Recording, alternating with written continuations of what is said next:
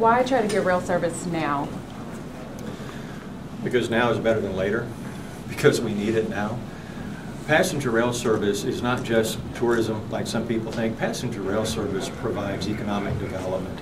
If you look at the towns south of Oklahoma City that have passenger rail service, they've had tremendous economic development. They've also had better planning for development in their cities. And Tulsa and this part of the state needs that. The citizens of Oklahoma own the rail line between Oklahoma City and Tulsa. We also own I-44 between Oklahoma City and Tulsa. For ODOT to tell Oklahomans that we can't use the rail line is the same thing as ODOT telling Oklahomans that we can't use I-44.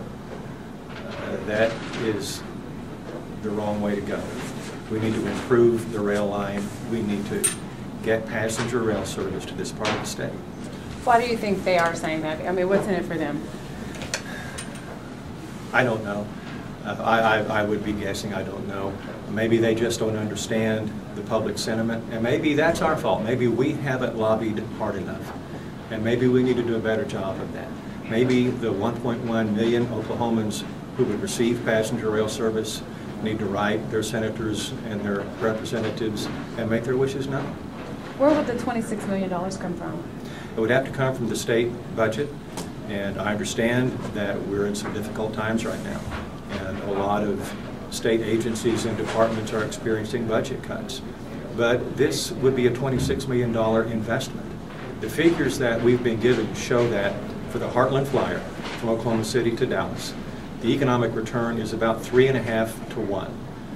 For every dollar spent, there's an economic investment return of about 3.5. So the $26 million is not just money that's thrown down a rat hole. It's an economic investment. Do you think that even though the initial investment would be a lot, that we would then recoup some of this money? Because we're always hearing about our budget, and here in Tulsa even the budget is trapped. I don't think there's any doubt that we will recover that money. And that's not just a projection. That is looking at historic facts. If we look at what has happened over the last 11 years with the Heartland Flyer, the investment has been recovered several times over.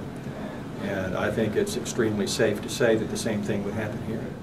If the state was to make this investment, when do you think there would actually be a rail? It's a great question, and I'll defer to people who have more technical knowledge than I do, but I've been told that we could make the improvements to the existing rail line and be up and running within a couple of years. And any thought about what this would cost per person to ride the rail? I really don't, and that's something that really merits some serious discussion, because the rail passengers never actually pay the complete bill for rail service, and there will always be a requirement of a subsidy. And we have to discuss that, we have to realize that, and then we have to decide which way we're going.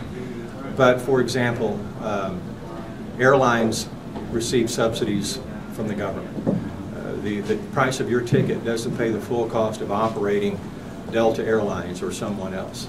So it is a discussion that needs to be had. Is it too early to decide where we would board in Tulsa or in Oklahoma City?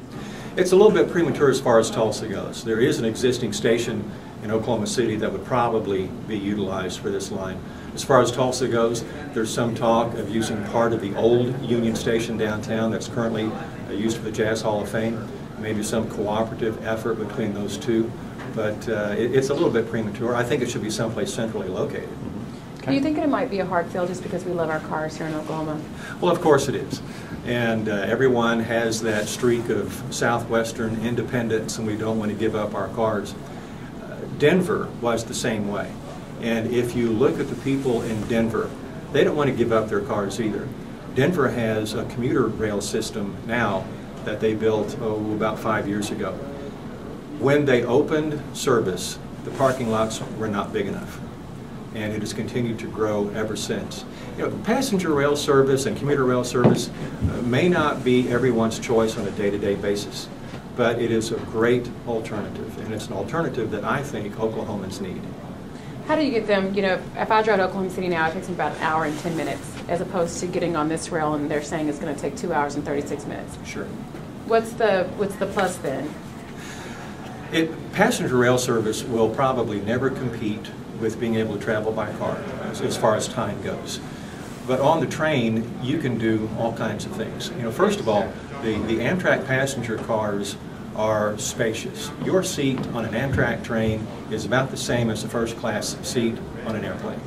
You can work, you can take your laptop, Amtrak provides internet access, you can be productive on the train, whereas you're driving your car the other way.